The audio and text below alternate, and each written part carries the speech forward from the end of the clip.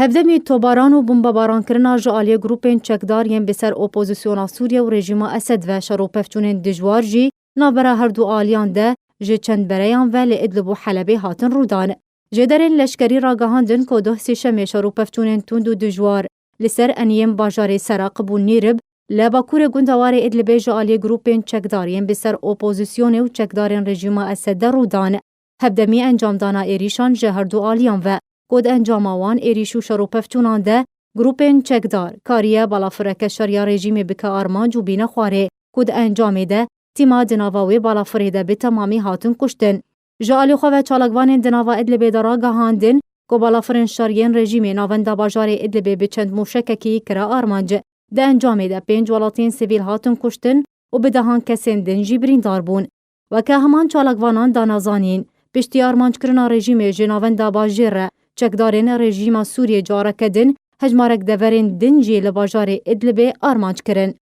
درباره روشا حلبه جی کونه دوره روشا باجار ادلبه را تیما بروانیا سیویلا سوری را گهاند که بالافرین شر ین روسیا و رژیمه ده ایریش کرنا نافچین لباکوری حلبه بتایبتی گنده کفر تعال باجار دار العزة باجاروک اورم الكبرى و باجار الاتار بردوامن. ده انجام ده زاروکک هاتا کشتن و نهندن جی بریندار بون و زیانین مادی مزن جی گهشتن مالو ملکن ولاتین و دوره. اروها بروانیا سیویل دازانین جی که بالافرین شرین رژیم جالی خواه دوره گندوار المهندسین هر دو گندین کفر عمه شیخ سلیمان کرنا آرمانج که روسیه جی جالی کدن و به هجمارک موشک گندین ابین سمعان کفر نوران الجینا دورین اللیرمون و الراشدین و در دور خالا چافدریه یا ترکی لگنده الشیخ عقیل لروج آوای حلبه آرمانج کرن. بربانگا روژا دوشمه پشتی رودانا شروپفتونین توند نابرا گروپین چکدارین بسر اپوزیسیونا سوریه و رژیم اسد لسر هر دو انین میزنار لگندوار حلبه و انیا معارت النعسان